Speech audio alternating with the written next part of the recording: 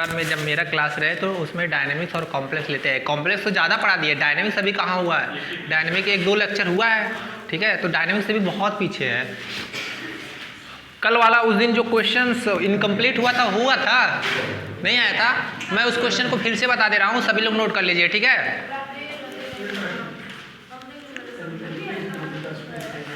कोई ट्राई नहीं किया होगा, क्यों? सभी लोग ट्राई किए थे जी? चलो हम बता देते हैं। आज हम लोग नया टॉपिक पढ़ा जाएगा, ठीक है, सेक्टोरियल एरिया और वेलोसिटी, और उस पर क्वेश्चन किया जाएगा। सब काफ़ी अच्छे क्वेश्चन हैं।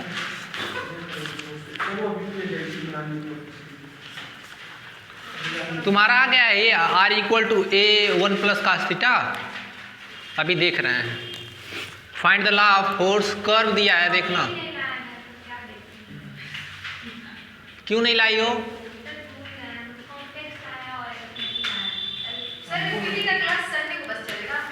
अब क्या मेरे अकॉर्डिंग थोड़ी सब कुछ चलता है। फाइंड द लॉ ऑफ अच्छा, एक चीज़ आप लोग ये सोचिए, कितना ज़्यादा लिखवाते हैं। 1 घंटे का लेक्चर है, 2 पेज होगा मुश्किल से। अब यहाँ मान लो रफ ही कर लोगे, जाके फेयर कर लेना घर पे, उससे तुम लोग का डबल हो जाएगा। तो कितना क्यों परेशान होते हैं, copy copy copy. Find the law of force to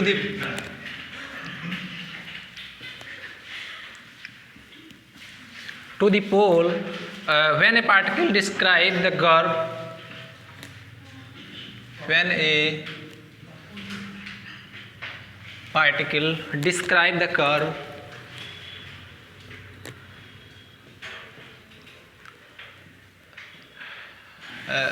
मेरी इतनी सर दर्द हो रहा था, अब गए हम दिखवाए हैं एक बहुत अच्छे डॉक्टर को। अचानक 1 हफ्ते से बहुत दर्द होता है, क्योंकि इतना प्रेशर रहता है पढ़ाने का, फिर यूनिवर्सिटी जाना 10 से 4। अब वो दिखवाए उस डॉक्टर को, उसका फीस खाली 500 रुपये है।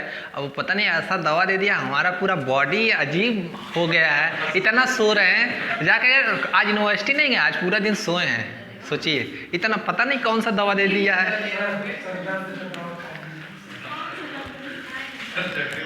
DK कोई है, रस्तोगी, DK, हाँ CK रस्तोगी, वही मानसिक ये दिमाग की प्रॉब्लम है तो मानसिक।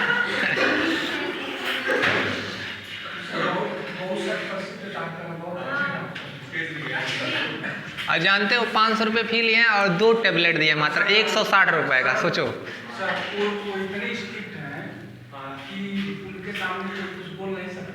अच्छा चुप करो, यहाँ देखो। अब हमको बड़ा अजीब लग रहा है कि वो दवा खाएं कि ना खाएं। इधर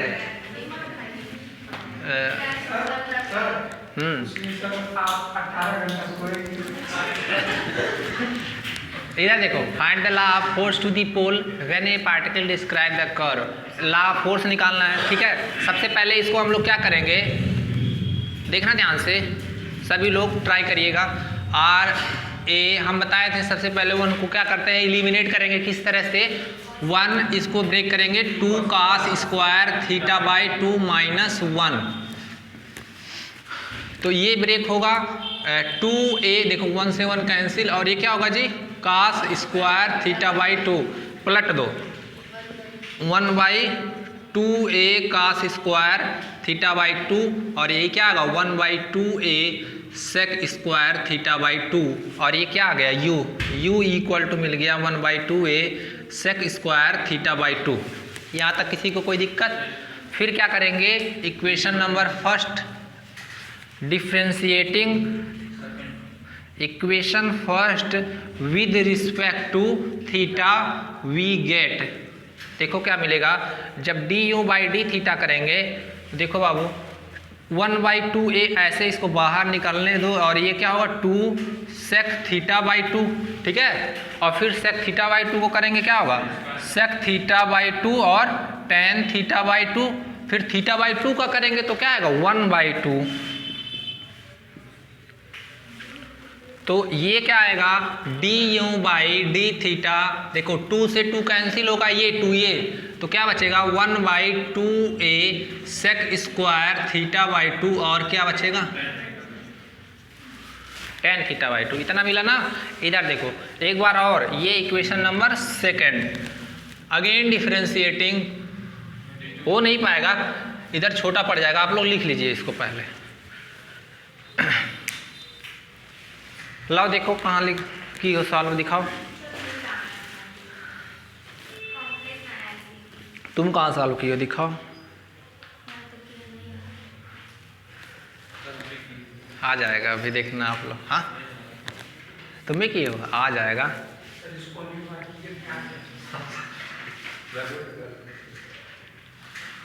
काजल तुम्हारा आया है कि तुम, चलिए कोई बात नहीं।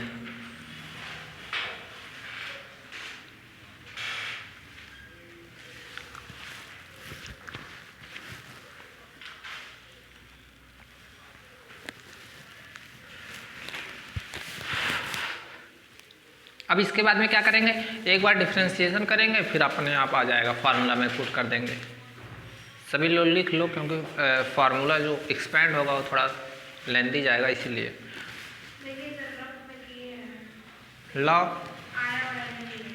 तब क्या कह रही थी कि आ गया है, आ गया था फाइनली।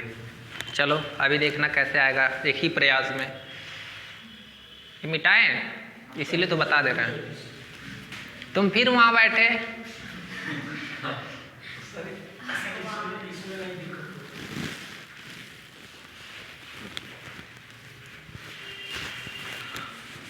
ऊपर का मिटा है क्या, पूरा मिटा दे रहा है। लो ये हमको इक्वेशन फर्स्ट और सेकंड चाहिए। Again differentiating equation second, again differentiating equation second with respect to theta we get क्या होगा जी, d2u अपान d थीटा 2। देखो फिर 1/2 ये बाहर करेंगे, ठीक है, इसको मानेंगे फर्स्ट और इसको मानेंगे सेकंड। तो क्या होता है, फर्स्ट को छोड़ते हैं, सेकंड का डिफरेंशिएशन प्लस फर्स्ट का डिफरेंशिएशन सेकंड को छोड़ते हैं, ठीक है, कोई भी। तो पहला वाला अगर जो हम छोड़ रहे हैं तो tan थीटा का क्या होगा, सेक स्क्वायर थीटा बाई 2 और क्या होगा 1/2। कोई दिक्कत, tan थीटा बाई 2 का कर रहे हैं। फिर अब tan थीटा बाई 2 छोड़ रहे हैं और इसका करेंगे तो क्या होगा 2 सेक थीटा बाई 2, फिर sec theta by 2 tan theta by 2, फिर क्या होगा 1/2। थीटा का करेंगे थीटा बाई 2 का, ठीक है। तो फाइनली क्या आया, d2u अपान d थीटा 2 1/2a। देखो ये 1/2 सेक स्क्वायर थीटा बाई 2 4 होगा, सेक पे पावर 4 थीटा बाई 2 होगा ना। अब देखो ये 2 से 2 कैंसिल हो गया, तो ये क्या होगा tan स्क्वायर थीटा बाई 2 और सेक स्क्वायर थीटा बाई 2। कोई दिक्कत, यहाँ तक du by d theta 2 1/2 sec पे पावर 4 थीटा बाई 2 प्लस इसको ऐसे लिख सकते हैं क्या, सेक स्क्वायर थीटा बाई 2 -1,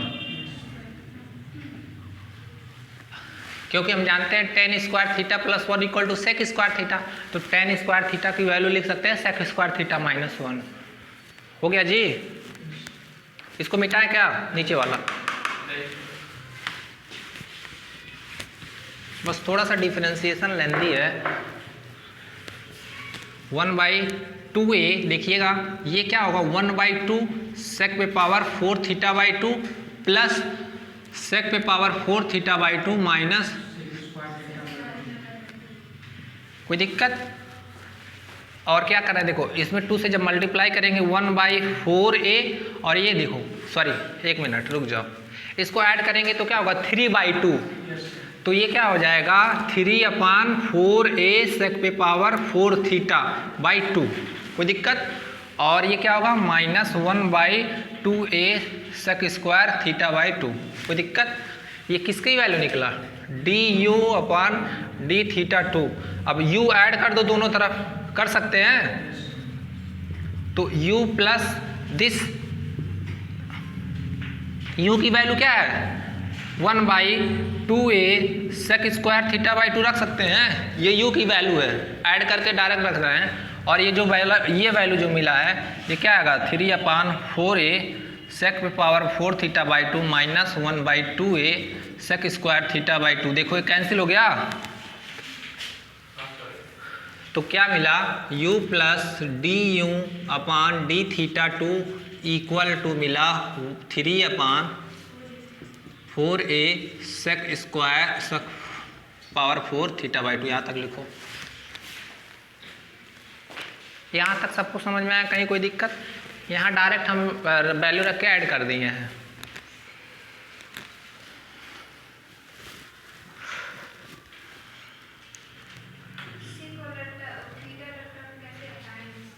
हट जाएगा तो वहाँ मानसिक वाले देखते हैं, वैसे मान लो जिनका दर्द होता है वो नहीं दिखाते हैं। हाँ वहाँ मानसिक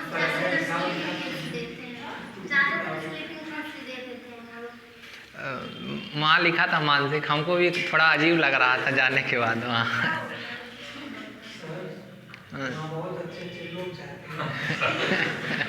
तुम भी गए हो लग रहा है।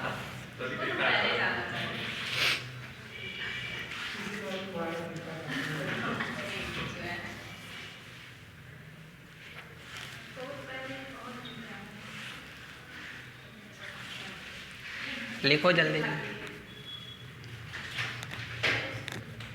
लिख लीजिए आप सभी लोग। तुम्हारा चोट सही हुआ जी? अब सब कुछ नॉर्मल है ना? चलो ठीक है। अब फिर अगली बार आप सभी लोग आराम से जाइए, चलिए, क्योंकि हम ही लोग जब नहीं सेफ रहेंगे तो फिर क्या होगा।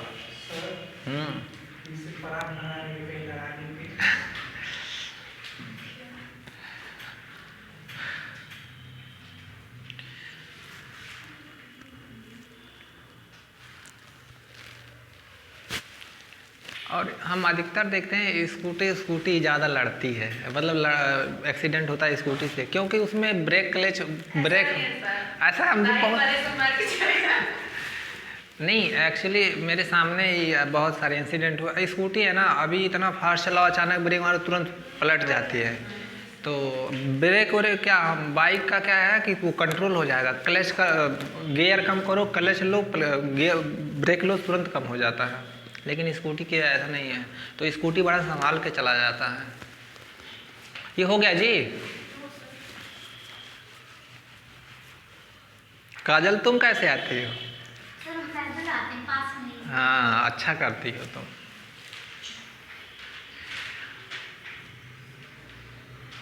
समझ में आया ना? अब क्या करेंगे आगे इसके? हाँ वेरी गुड, फार्मूला लगाएंगे P equal to H square U plus D U by D theta 2। वहाँ से हम लोग लॉ ऑफ फोर्स निकाल लेंगे। देखो काजल पढ़ ली है, तुम लोग नहीं पढ़ रहे हो।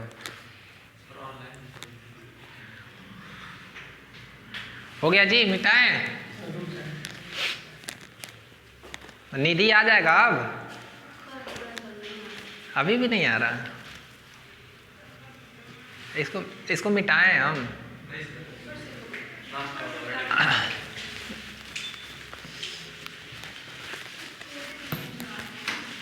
क्या हुआ?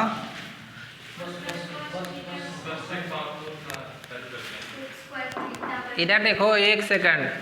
We know that P equal to क्या होता है H square U plus D U upon D theta 2। कोई दिक्कत किसी को जी? एच स्क्वायर यू स्क्वायर और इसकी वैल्यू क्या है जी 3/4। अब मुझे नहीं पता, अभी तो हम लोग जानते हैं कि जो u निकला था वो क्या निकला था 1/2a sec square theta by 2। ठीक है, तो देखो 2a इक्वल टू क्या निकलेगा सेक स्क्वायर थीटा बाई 2। 4 पे निकालना है ना, तो क्या हो जाएगा 4a square you square equal to sec 4 theta by 2। कोई दिक्कत? वहाँ से हम लोग सेक पावर 4 थीटा की वैल्यू निकालनी है, तो क्या होगा h square you square 3/4a square you square. तो देखो क्या आएगा, h square u to the, ये क्या आएगा, 4 से 4 कैंसिल, अभी देख रहे हैं हम बुक का, 3h स्क्वायर और क्या आएगा a और u टू दी पावर 4, ये p निकला। इसको मिटाए नीचे को, यहां तक किसी को कोई डाउट?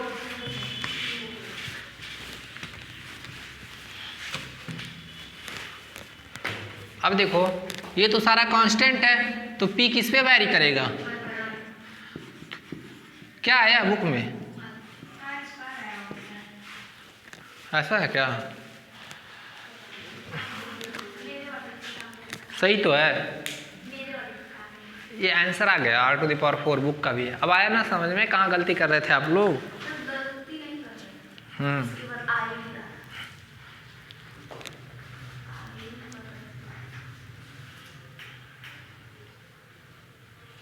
लिख लो, उसके बाद हम लोग नया टॉपिक पढ़ते हैं। जो अब पढ़ने जा रहा है वो आईएएस में पूछा है, जो आईएएस वाले प्रिपरेशन करेंगे मैथ से, इसका क्वेश्चन पूछा है। इससे आईएएस का जो सिलेबस है ना, ये सब बीएससी का ही पूछता है अधिकतर। हाँ, मेंस में। हाँ, तो आप क्यों मतलब एमएससी आईआईटी से निकले? तो जैम में 2 तरह का होता है, जब आपका नंबर हाई रहता है तभी आपको आईआईटी मिलती है। नहीं, एक होता है क्वालिफाइड होता है और एक होता है अच्छे रैंक से लाना। जो अच्छे रैंक लाते हैं उनको आईआईटी एनआईटी मिलती है, ठीक है, ऐसा नहीं है। आप क्वालिफाइड है तो उसका मतलब थोड़ी कि आपको एनआईटी मिलेगा। जिसका नंबर 35 और 40 रहता है उनको मिलता है। हम तो बीएससी के दौरान में ऐसे फ्लो पे दे दिए थे, मिल गया। और मुझे वो सारी चीज़ें पता भी नहीं थी, कैसे क्या करना है, काउंसलिंग वगैरह। अब बहुत पैसा भी उस समय शायद लग रहा था, अभी भी लगता है। आप लोग जाओगे अगर जो आईआईटी और आईआईटी से कराने, अच्छा हुआ हम नहीं कराएं, नहीं तो मेरा फ्यूचर बहुत ब्राइट है इस समय। अगर जो हम करा लिए होते तो बहुत दिक्कत हो जाती। चलो ये हो गया। अपने आप को बहुत लकी समझते हैं कि हम अभी यहाँ है, इस पोजीशन पे हैं। ये मिटाएं हम, कोई दिक्कत किसी को? कोई भी क्वेरी हो तो बाद में अभी पूछ लीजिएगा आप सभी लोग। मैं जैम ही नहीं, उससे बड़े बड़े जो कंपटीशन हुए हैं, जैसे एमएससी के बाद होता है 3 बार जेआरएफ भी हूँ, एनबीएचएम भी हूँ, एनबीएचएम भी क्वालिफाइड हूँ। National board of higher mathematics all India मेरा 11 रैंक है, आप लोग को दिखा दूंगा लिस्ट। नहीं, हाँ तो बिल्कुल आईआईटी के लिए क्या होता है, अच्छे नंबर। जैसे हम बीएससी आप ही लोग की तरह पढ़े थे, हमें भी नहीं पता था। वो तो लास्ट टाइम में एक फ्रेंड बोला कि आईआईटी जेम का फॉर्म भरो, ऐसा ऐसा है और अच्छे नंबर लाओगे, मतलब निकालोगे तो तुमको पैसा मिलेगा एमएससी के दौरान। अब मुझे क्या पता था, हम भर दिए। मेरा क्वालिफाइड था, बस जो क्वालिफाइड था 22, बस उतना ही मार्क्स है। उसके मतलब होता ना कि एक पास होना, तो रिजल्ट में मेरा पास लिखा है, बट उससे कुछ नहीं होगा। जब तक आप लोग अच्छे नंबर नहीं लाएंगे तब तक नहीं होगा सिलेक्शन कहीं भी, ठीक है। उसके बाद हम एमएससी किए, एमएससी के बाद तैयारी किए, तब मेरा जाके सब कुछ हुआ है। हो गया। Sectoral area and linear velocity,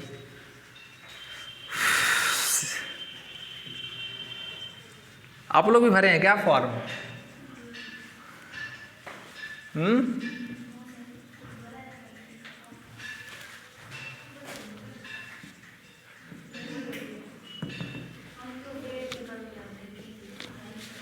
sectoral area and linear velocity बात करते हैं। सेक्टोरियल सुर नहीं, जो नहीं भरा है वो भर दे, ठीक। हाँ, अगली बार डेट निकल गया, फरवरी में एग्जाम होता है इसका। जो अगली बार आप लोग तो इस बार 3rd ईयर है, फिर दिक्कत हो जाएगी, भरना चाहिए था। शायद तुम भरी हो ना, देखो भर दिए पार्वती, तुम लोग से बताए ही नहीं।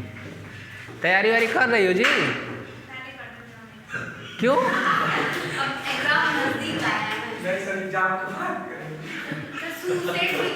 तुमको नोट्स चाहिए या कोई भी मटेरियल हमसे हम मिल लेना, हम दे देंगे, ठीक है। CU set, central university common entrance test, तो वो तो सबके लिए, उसमें भी हम डाले थे। मेरा पिछली बार राजस्थान और वहाँ हुआ था, हो गया था, लेकिन वहाँ भी नहीं एडमिशन ली। आप लोग भी अप्लाई कर सकते हैं। CUCET central university common entrance test, ये होता क्या है कि ये सारी जो सेंट्रल यूनिवर्सिटी है वो कंबाइन अपना एक एंट्रेंस टेस्ट करवाती है। उस पे आप अगर जो पास करते हैं तो आप लोग सेंट्रल यूनिवर्सिटी से MSc कर सकते हैं। और वो वहाँ यूनिवर्सिटी क्या है, आप लोग अच्छे से MSc करेंगे और कुछ फंड भी दे देंगे खर्चा बर्चा के लिए, ठीक है, तो भर सकते हैं।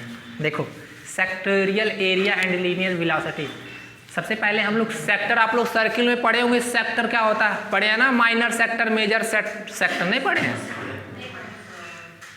अरे भाई ये क्या है, एक सर्किल है, ठीक है, ये देखो ये क्या होगा और ये वाला, बस जाके पढ़ लेना, ये सब बताने वाली चीज थोड़ी है। क्या हुआ अब, ए शोर नहीं, इधर देखो, हम पहले थ्योरम ले लेते हैं फिर समझा देंगे। थ्योरम क्या है, देखो इसमें भी एक थ्योरम पढ़ना, वो पूछा गया है IAS में, पूछा गया है 2008 में पूछा है। इन every central orbit prove that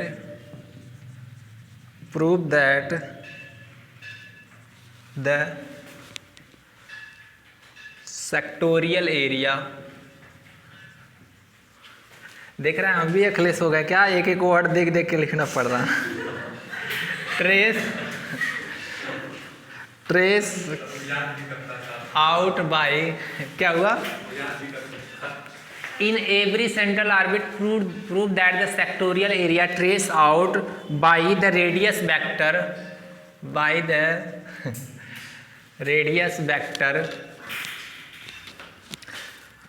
to the center of the force,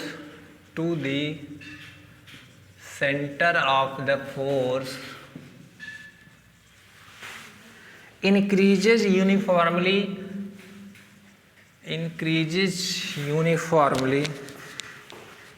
per unit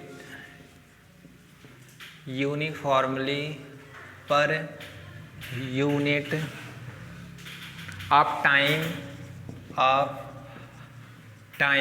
and the linear velocity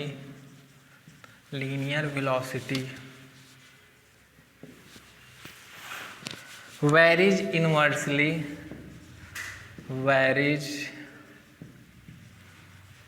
तो कॉमन इंटर CU सेट वाला फॉर्म भरे आप लोग? जरा भी आया कहाँ है? आया भी, निकल गया कब का, यूसेट का नहीं निकला है सर? कब का आया, अरे भाई वो कब का आया था, नहीं पिछली बार था क्या, हमको तो नहीं आया सर। सर अब वो फरवरी लास्ट मार्च फर्स्ट वीक में आता है। हाँ तब होगा ऐसा। और बनारस में।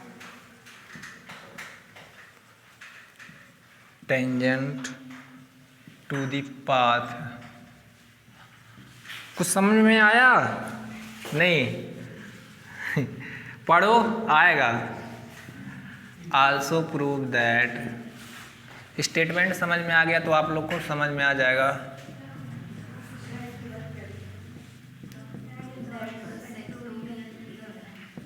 हाँ अभी बता दे रहे हैं, कहाँ confusion. Prove that the sectoral, THE है,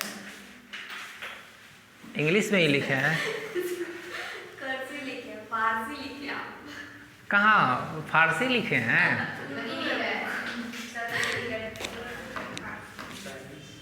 हम बोल दे रहे हैं, देखो इन every central orbit, central orbit सबको पता है ना कि जब कोई भी पार्टिकल अंडर सेंट्रल फोर्स के अलॉन्ग मूव करती है तो जो पाथ बनता है उसी को हम लोग सेंट्रल ऑर्बिट बोलते हैं। तो कह रहा in every central orbit prove that the sectorial area trace out by the radius vector to the centre of the force increases uniformly per unit of time and the linear velocity varies inversely as the perpendicular from the center upon the tangent to the path। अभी पहले हम आप लोग को sectoral area क्या होता है वो बताएंगे, रेडियस वेक्टर क्या होता है वो बताएंगे, उसके बाद में परपेंडिकुलर जो बोल रहा है वो बताएंगे, और फिर थ्योरम का स्टेटमेंट क्या कह रहा है वो समझाएंगे। ठीक है, लिख लो पहले।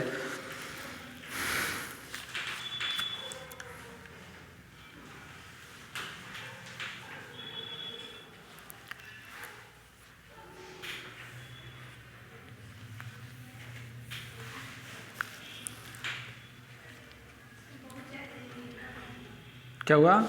हाँ,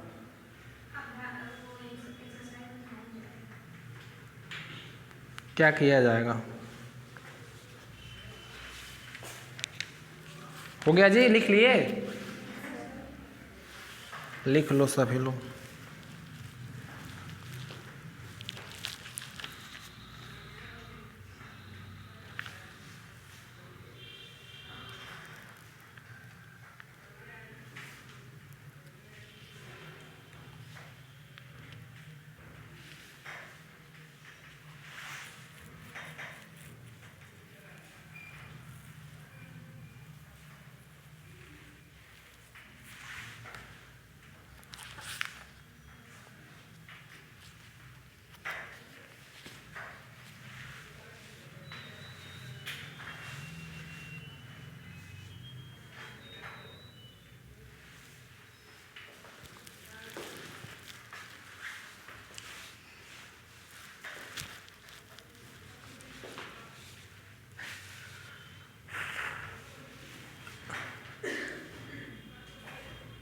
आप लोग तीन एग्ज़ाम दे सकते हैं बीएससी के अपेयरिंग में। एक एनबीएचएम, ठीक है, एनबीएचएम दो तरह का होता है, एक आप लोग बीएससी के दौरान एमएससी के लिए अप्लाई कर सकते हैं, और एक पीएचडी के लिए जब एमएससी।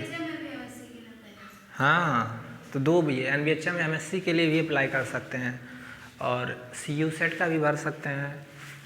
सीयू सेट का तो बहुत ही ईजी आता है जी, आप लोग निकाल लोगे। हो गया? अब समझा देते हैं कहना क्या चाह रहा। देखो पहले फिगर ऐसे एक रैंडम फिगर बना दे रहे हैं समझने के लिए आप लोग को, फिर हम समझा देंगे। जैसे मान लो ओ एक्स कोई हमारा, ये मान लेंगे कोई एक इनिशियल लाइन है, इस पे एक कोई कर्व है, ठीक है। अब इस पॉइंट पे मान लो ये हमारा पाथ पार्टिकल है, और जिसका कोऑर्डिनेट क्या है आर थीटा, तो ये क्या होगा, ये थीटा एंगल बनाएगा, और ये क्या होगा आर होगा। अब देखो मान लो इसको थोड़ा सा और बढ़ाते हैं, इंक्रीज करते हैं एंगल को, तो मान लो डेल थीटा बनाए, तो इस पॉइंट का कोऑर्डिनेट क्या होगा r plus delta r theta plus, ठीक है। तो जब दो रेडियस वेक्टर, ये भी रेडियस वेक्टर ये भी रेडियस वेक्टर, जब दो रेडियस वेक्टर के अलोंग जो एरिया मिले उसी को हम लोग बोलते हैं सेक्टोरियल एरिया। तो ये जो वाला एरिया होगा कौन सा, दो रेडियस वेक्टर के अलोंग बना है ना ये, देखो दो रेडियस वेक्टर के बीच जो एरिया होगा उसी को क्या बोलेंगे सेक्टोरियल एरिया। कौन कौन सा, ओ पी क्यू या पी ओ क्यू। अब आया समझ में सेक्टोरियल एरिया मीनिंग। अब मान लो इस पे हम लोग एक टेंजेंट ड्रा करें, किस पॉइंट पे, पी पॉइंट पे एक टेंजेंट ड्रा कर दिए, ठीक है, और क्या कर दिए फिर ओ से इस पे एक परपेंडिकुलर ड्रा किए। परपेंडिकुलर मतलब ये 90 डिग्री होगा, ठीक है, यहाँ 90 डिग्री। तो परपेंडिकुलर वाला P फार्मूला पता है ना, P जो पहले लिखवाए थे, P इक्वल टू, हाँ पीटेंगे सबको अभी, 1/p² equal to 1/r² plus 1/r⁴ dr/d theta का स्क्वायर। यही परपेंडिकुलर निकलता था ना जब क्रॉस किया है, हाँ वहाँ से पेडल फॉर्म में आ जाए। तो ये जो परपेंडिकुलर लेंथ होगा, ठीक है, क्या होगा परपेंडिकुलर लेंथ। तो बस आप लोग को ये बता रहे हैं कि ये जो दो रेडियस वेक्टर के जो बीच का एरिया होगा उसी को हम लोग सेक्टोरियल एरिया बनेंगे, इसी का रेट निकालना है। तो अब थ्योरम समझाते हैं। थ्योरम क्या कह रहा है कि कोई भी सेंट्रल, हर एक सेंट्रल ऑर्बिट में हम लोग को प्रूव करना है कि जो सेक्टोरियल एरिया होगा, कह रहा trace out by the radius vector to the centre of the force increasing uniformly per unit time. जब पर यूनिट टाइम आता है ना तो क्या बोलता है, रेट बोलता है। अरे रेट मतलब सेक्टोरियल एरिया का पर यूनिट टाइम में dt के रिस्पेक्ट में, ये मान लो एरिया सेक्टोरियल एरिया है, ठीक है, ये क्या होगा यूनिफॉर्मली, मतलब आपको दिखाना है कि जो सेक्टोरियल एरिया का रेट होगा वो कांस्टेंट होगा। यूनिफॉर्मली मतलब एक समान, तो आपको ये दिखाना है एक सेक्टोरियल एरिया होगा और इसका रेट निकाल लेंगे तो वो क्या दिखाना है, कांस्टेंट दिखाना है। और दूसरा way and linear velocity varies inversely, तो जो मान लो let v in linear velocity है तो ये दिखाना है कि जो ये perpendicular length v proportional to 1/p, समझ में आया। बस यही दो चीज़ें करना है इसमें, और फिर ये तीसरा चीज़ प्रूव करना है। तो 3 चीज़ें प्रूव करना है। समझ में आया जी क्या क्या करना है? नहीं आया अभी नहीं, अभी तो हम समझाने के लिए, इधर देखो फिर से समझाने की कोशिश कर रहे हैं। देखो क्या बताया, वेलोसिटी आप लोग पढ़े हैं ना, the rate of change of displacement is known as velocity. ऐसे बोले कि the rate of per unit time displacement is known as velocity, या रेट बोले ना, ऐसे बोले पर यूनिट टाइम जो डिस्प्लेसमेंट होगा वही क्या होगा, वेलोसिटी होगा। तो पर यूनिट टाइम मतलब क्या, रेट ही निकालना है। तो ये कह रहा, देखो ध्यान से, इन every central orbit prove that the sectorial area, मान लो हम सेक्टोरियल एरिया डेल्टा ले लिए, डेल्टा पी ओ क्यू, यही सेक्टोरियल एरिया होगा। कह रहा इसका जो रेट होगा वो यूनिफॉर्म, मतलब एक समान, बदले ना, कांस्टेंट हो। तो इसका जब रेट निकालेंगे तो ये क्या आना चाहिए, कांस्टेंट यूनिफॉर्म, ये दिखाना। अब आया समझ में। दूसरा कह रहा है कि जो लीनियर वेलोसिटी होगा, हमको ये दिखाना है कि जो लीनियर वेलोसिटी वो वैरीज करे। मान लो लीनियर वेलोसिटी भी हो, वो कह रहा है ये वैरीज करेगा inversely proportional to perpendicular length, ठीक है। और परपेंडिकुलर लेंथ क्या है, एपी तो माने थे। और तीसरा चीज ये प्रूव करना है। अब आया समझ में। चलो भाई देखो प्रूव कराते हैं। मिटाएं इसको जी, नहीं मिटाएं। अब हम लोग प्रूव करते हैं।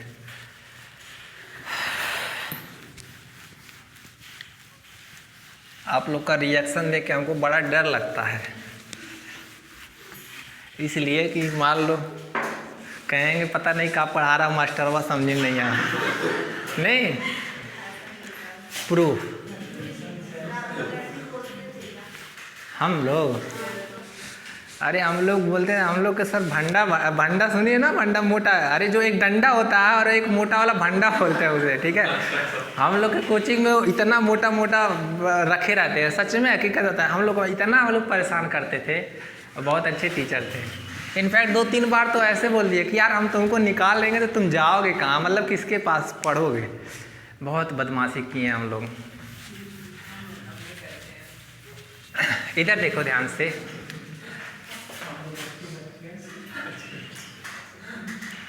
ओ X be the initial line, हम मान ले रहे हैं ओ एक्स क्या है, एक इनिशियल लाइन है।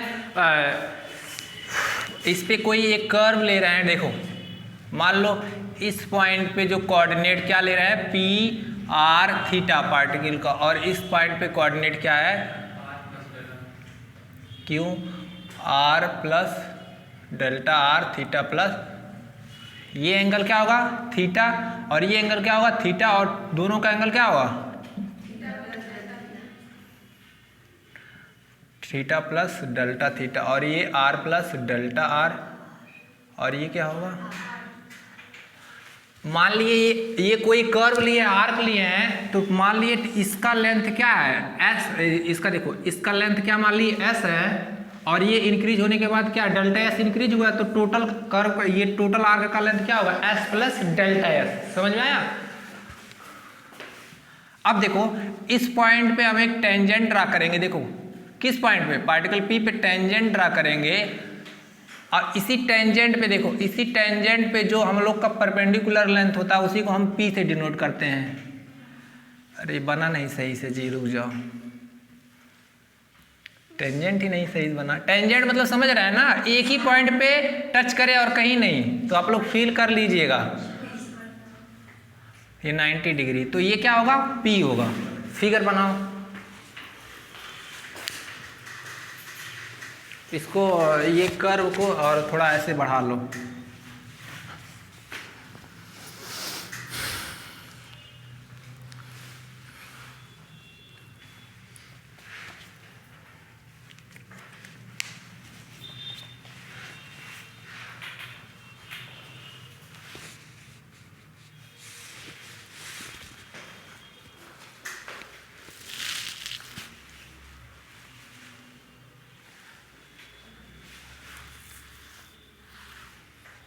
इसका नाम दे रहे हैं एल, ये एल है।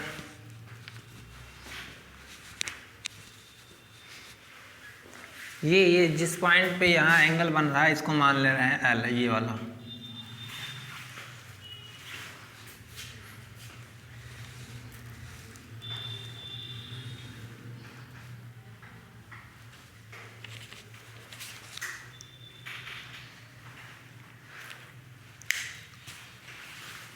काजल फिगर समझ में आया तुम्हारे?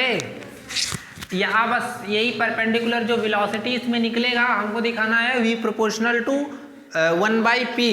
और ये जो सेक्टोरियल एरिया होगा, सेक्टोरियल एरिया यहाँ से क्या होगा, कौन सा, आप लोग ऐसे सेटेड भी कर सकते हैं, ये OPQ, ठीक है। ये जो एरिया मिलेगा ये ट्रायंगल की तरह दिख रहा है कि नहीं? कुछ लैंग्वेज बोल देते हैं, 1-2 लाइन लिख लीजिए आप लोग। बोले बना लो अच्छे से। तुम सारा वीडियो लेक्चर देख चुकी? अभी सारा नहीं, कॉम्प्लेक्स का थोड़ा और बाकी है। हाँ, मेरा ही बाकी होगा ये।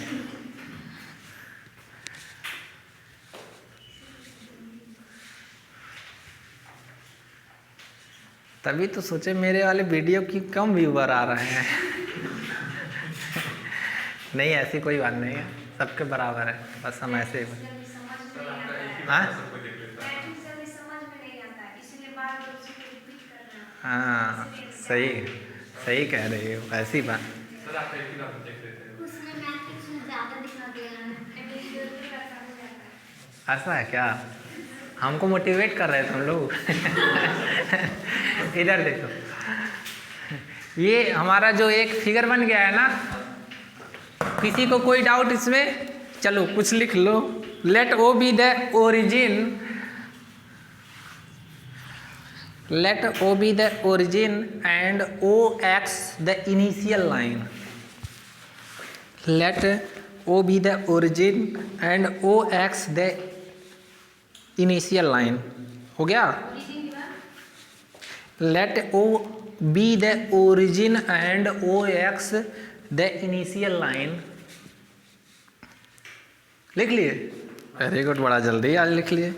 Let the position of the particle, let the position of the particle at time t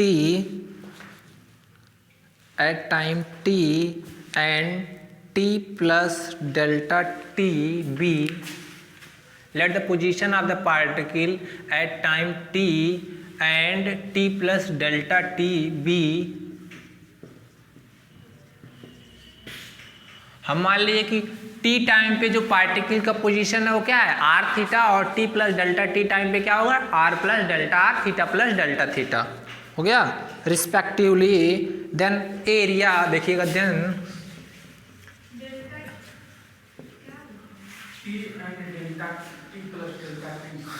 late the position of the particle at time t and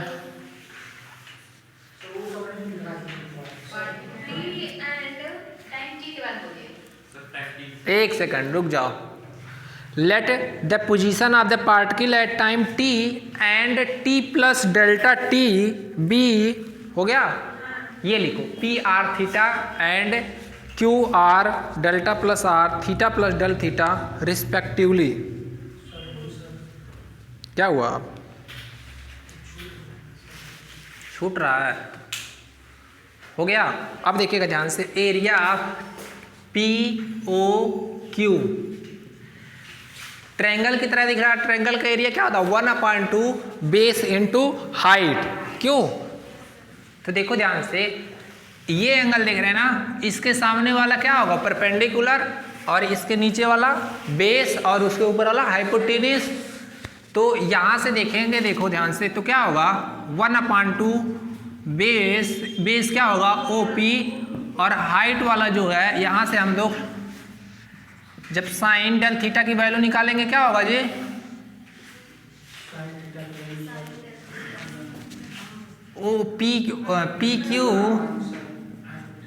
PQ upon OQ, और यहाँ ऐसे, और PQ की वैल्यू क्या होगी, OQ upon sine del theta, होगा कि नहीं? तो यहाँ ऐसे यूज कर सकते क्या, O Q sine delta theta, और ओ की वैल्यू ओ पी क्या है जी, आर है, और ओ की क्या, आर डेल्टा प्लस आर, और ये क्या निकला, area of triangle P O Q. ऐसे लिख लो इतना। समझ में आया जी? नहीं आया समझ में?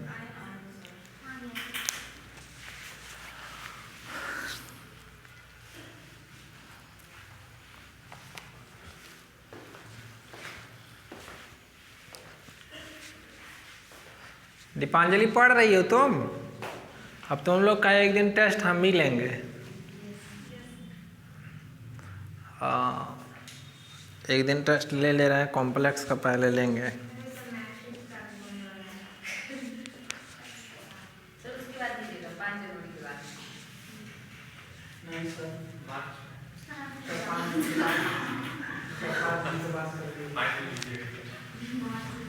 यहाँ तक किसी को कोई दिक्कत?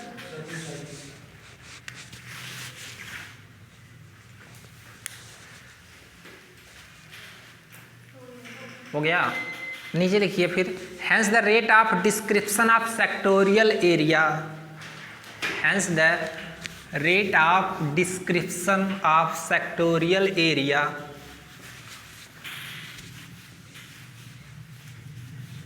Hence the rate of description of sectorial area, ये होता है लिमिट, क्या कर लेंगे, limit delta t tends to 0, और एरिया जो है area P O Q upon delta t. ठीक है, रेट ले लिया सेक्टोरियल एरिया का।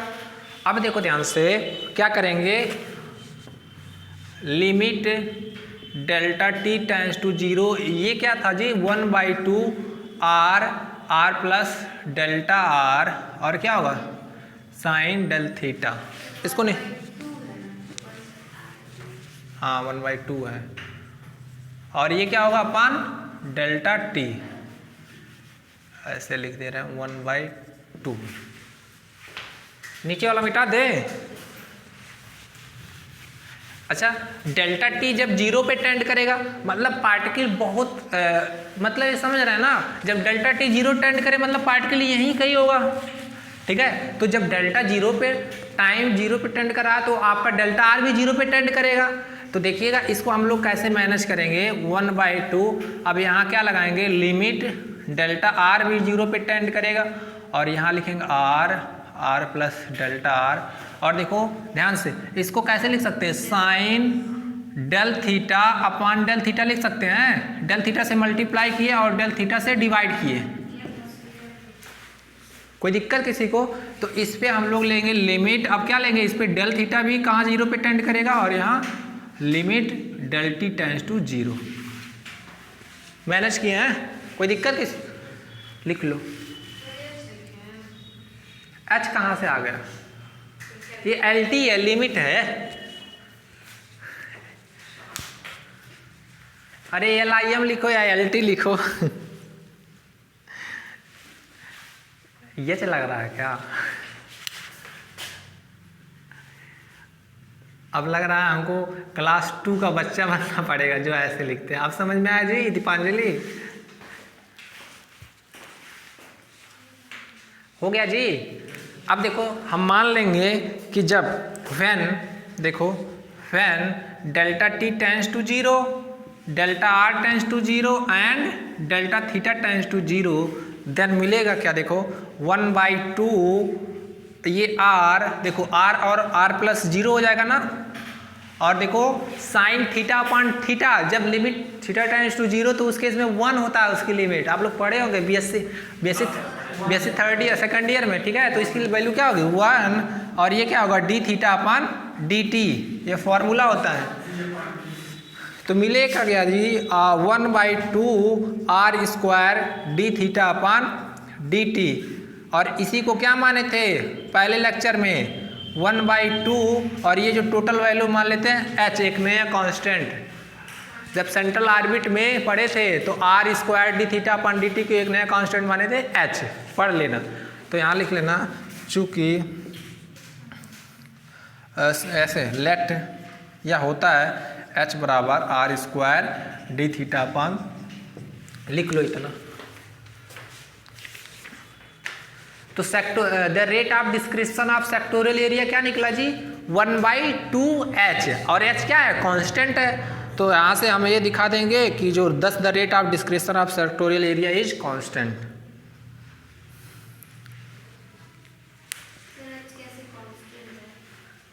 ये जो वैल्यू है हम लोग जब सेंट्रल ऑर्बिट पढ़े थे तो ये निकला था d/dt r square theta dot equal to 0 transversal acceleration, ये आया था ना। दोनों तरफ इंटीग्रेशन करेंगे तो क्या आएगा? R square theta dot equal to h. H क्या है? इंटीग्रेशन कांस्टेंट है, तो टोटल की जो वैल्यू हो जाएगी वो एच हो जाती है। अब आया समझ में? तो एच इंटीग्रेशन कांस्टेंट, तो एच कांस्टेंट नहीं होगा। ट्रांसवर्सल एक्सीलरेशन यही मिला था, याद करो पीछे, ठीक है। जब हम निकलवाए थे तो ट्रांसवर्सल एक्सीलरेशन 0 था। समझ में आया निधि अब? हाँ, मिटाएं जी? हाँ,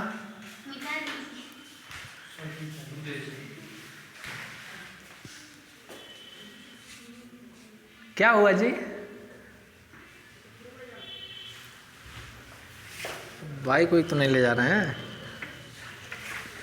अरे एक दिन पता नहीं मेरा बाइक वहाँ रोड पे पता नहीं कोई कर दिया, अब चाहे रोड पे लाके ठोक देता तो सब टूट फूट जाता है। ये मिटाएं? यहाँ तक किसी को कोई डाउट? सबको समझ में आ गया ना? 1/2 are square D theta upon D T, और R square D theta upon D T की वैल्यू एच थी। चलो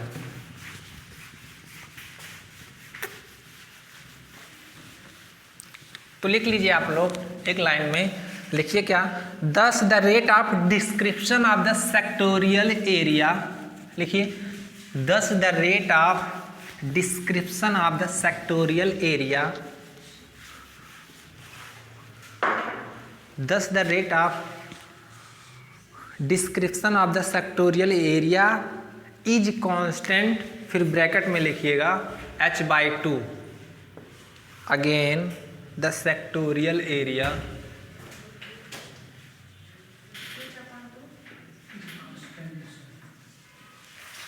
h/2 कांस्टेंट ब्रैकेट में लिख लीजिएगा, ठीक है। Again the sectorial area PO, क्यों अभी लिखिएगा, ये क्या होता है देखिएगा, equal to in the limit समझा रहे हैं, इन the limit 1/2 PQ into perpendicular from O to on PQ,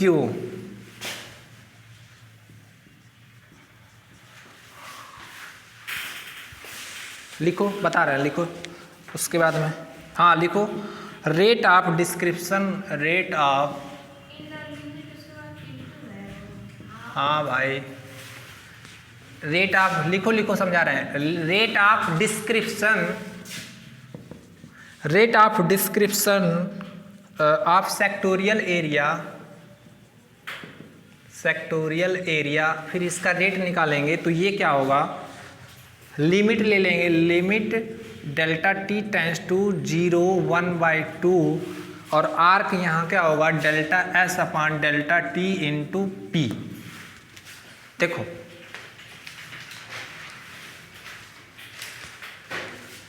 ये तो हम लोग पहले लिख लिए, आप लोग समझा रहे हैं।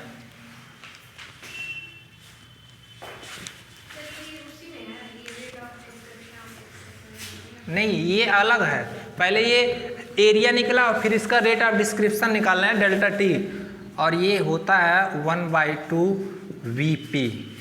देखो जो कर्व्स हम लोग बनाए थे, कर्व्स तो हम लोग माने थे जो कर्व का टोटल आर्क क्या था, S प्लस डेल्टा S, और PQ वाला क्या था, डेल्टा S। तो जब हम लिमिट लेंगे 1/2 PQ, देखो 1/2 PQ, PQ का आर्क लेंथ ले रहे हैं, इसमें लिमिट ले रहे हैं कि जब PQ अरे भाई देखो, मान लो ये हम कह रहे हैं कि ये टोटल आर्क लेंथ क्या था, s प्लस डेल्टा एस। जब ये पी क्यू पे जाएगा तो इसका लिमिट क्या होगा, एस ई डेल्टा एस, इसका आर्क लेंथ क्या होगा, डेल्टा एस। और ये जो फॉर्मूला है, एक फॉर्मूला है, आप लोग देखिएगा ध्यान से, ये कुछ करना नहीं, इसको आप लोग लर्न नहीं करना पड़ेगा। ये फॉर्मूला है निकालने का सेक्टोरियल एरिया। ये होता है इन द लिमिट 1/2 पी क्यू, और जो परपेंडिकुलर लेंथ हम लोग ड्रा किए थे, जो 90 डिग्री बनाया था, याद करिए। ये जो आर्क लेंथ होता है, ये इसका अगर जो 1/2 पी क्यू ले लिया जाए, और ये जो परपेंडिकुलर लेंथ है जो कहाँ ड्रा किए थे, इस पे एक टेंजेंट, एक मिनट फिगर हम फिर से ड्रा कर दे रहे हैं। ये हमारा इनिशियल लाइन था ना, और ये कोई कर्व लिए थे, और इस पॉइंट पे मान लेते कि ये पार्टिकल क्या है, आर थीटा है, और इस पे क्या माने थे, Q A R plus delta r और थीटा प्लस डेल्टा थीटा। इस पे हम लोग टेंजेंट ड्रा किए थे, तो इस पे एक नॉर्मल लिए थे ना, तो ये जो लाइन था वो परपेंडिकुलर लेंथ था।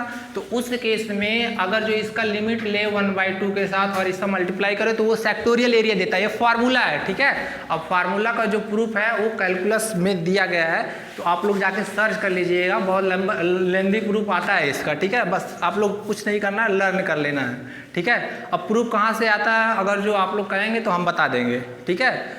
इसको क्या करिएगा, इन द लिमिट 1/2 पी क्यू, और ये जो परपेंडिकुलर लेंथ होगा, ठीक है। तो अभी देखिए, ये जो रेट ऑफ डिस्क्रिप्शन इसका आर्क ले रहा है ना, इसीलिए इन द लिमिट लिया है। तो इस पी क्यू का जो आर्क क्या होगा, डेल्टा एस, और इसका डिस्क्रिप्शन रेट निकालना है, दैट मीन्स डेल्टा टी के रिस्पेक्ट में, और ये क्या है, पी है, और D S upon d T वही क्या हो जाएगा, वेलोसिटी हो जाएगा, लीनियर वेलोसिटी। तो इसको क्या माने, वी, यहाँ लिख लीजिएगा, v equal to delta limit delta t tends to 0 d s अपान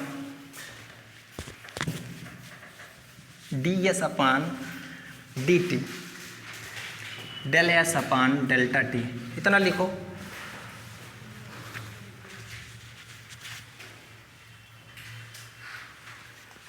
हो गया, लिख लिए, बड़ा जल्दी लिखे आप लोग।